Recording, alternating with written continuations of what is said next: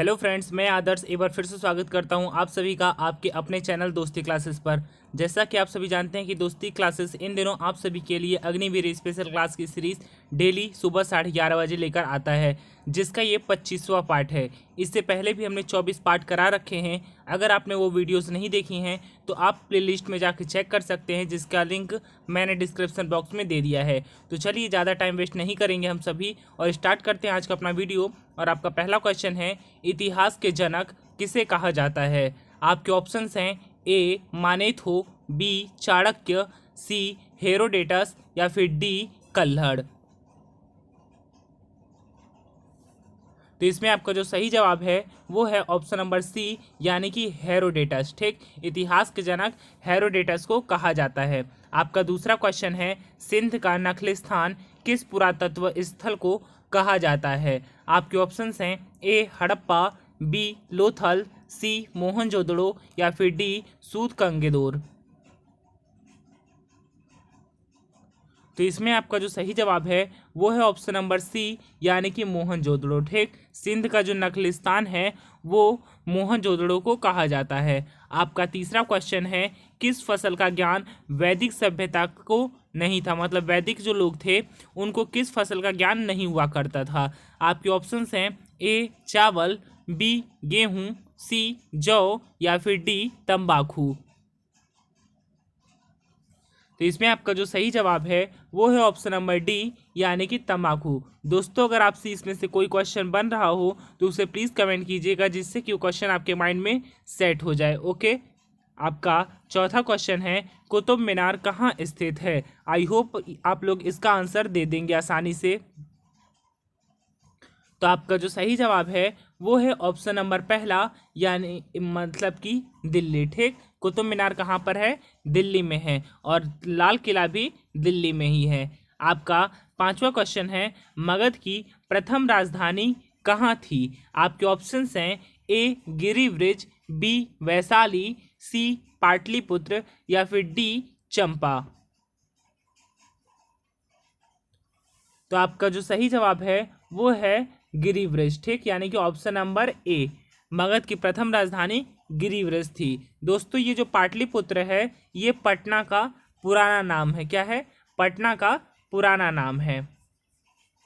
आपका छठवां क्वेश्चन है, प्रारंभ में कितने मौलिक अधिकार दिए गए थे? आप सभी जानते हैं कि वर्तमान में हमारे भारतीय संविधान में कुल 6 मौलिक अधिकार हैं। ठीक, और लेकिन क्वेश्चन ये पूछ रहा है कि प्रारंभ में मतलब कि जब मौलिक अधिकार बने थे, हमारा संविधान बन रहा था, तो उस टाइम पे हमें कितने मौलिक अधिकार प्राप्त थे? ये चीज़ आपको बतानी है। आपके ऑप्शंस हैं ए 6, बी 7, सी 5 या फिर डी 4। तो इसमें आपका जो सही जवाब है वो है 7। ठीक, यानी कि प्रारंभ में 7 मौलिक अधिकार हुआ करते थे, जो कि अब 6 हो गए हैं। ठीक, आपका सातवां क्वेश्चन है, भारत का उपराष्ट्रपति बनने के लिए न्यूनतम आयु कितनी होनी चाहिए? अगर मतलब कि भारत का किसी को उपराष्ट्रपति बनना है तो उसकी न्यूनतम आयु जो है वो कितनी होनी चाहिए? आपके ऑप्शन हैं ए 25 वर्ष, बी 30 वर्ष, सी 21 वर्ष या फिर डी 35 वर्ष। तो चलिए, इसमें आपका जो सही जवाब है वो है ऑप्शन नंबर डी, यानी कि 35 वर्ष। एक चीज़ और भी देखिए, ये बात थी हमारी क्या, उपराष्ट्रपति बनने की, मतलब उपराष्ट्रपति बनने के लिए हमें 35 वर्ष की आयु चाहिए।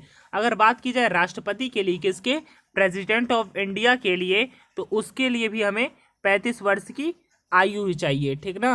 और बात कर लीजिए हम लोग पीएम की, यानी कि प्रधानमंत्री की, अगर किसी को प्रधानमंत्री बनना है तो उसकी न्यूनतम आयु जो है वो 25 वर्ष होनी चाहिए। ओके दोस्तों, आपका आठवां क्वेश्चन है, सामान्यतः राष्ट्रपति का कार्यकाल कितने वर्ष का होता है? आपके ऑप्शंस हैं 3 वर्ष, 6 वर्ष, 5 वर्ष या फिर 4 वर्ष। तो आपका जो करेक्ट ऑप्शन है वो है ऑप्शन नंबर सी, यानी कि 5 वर्ष। ठीक, यानी कि राष्ट्रपति का कार्यकाल सामान्य रूप से देखा जाए तो 5 वर्ष का होता ही है। आपका 9वां क्वेश्चन है, महाकाल की नगरी उज्जैन किस नदी के किनारे स्थित है? आपके ऑप्शंस हैं ए सरयू नदी, बी ताप्ती नदी, सी रामगंगा नदी या फिर डी क्षिप्रा नदी। तो आपका जो सही जवाब है वो है ऑप्शन नंबर डी, यानी कि क्षिप्रा नदी। ठीक, महाकाल की उज्जैन नगरी क्षिप्रा नदी के किनारे स्थित है। दोस्तों अगर आपको वीडियो थोड़ी सी भी पसंद आ रही हो तो प्लीज लाइक कर दीजिएगा। आपका 10वां क्वेश्चन है, गुरु नानक का जन्म कहाँ हुआ था?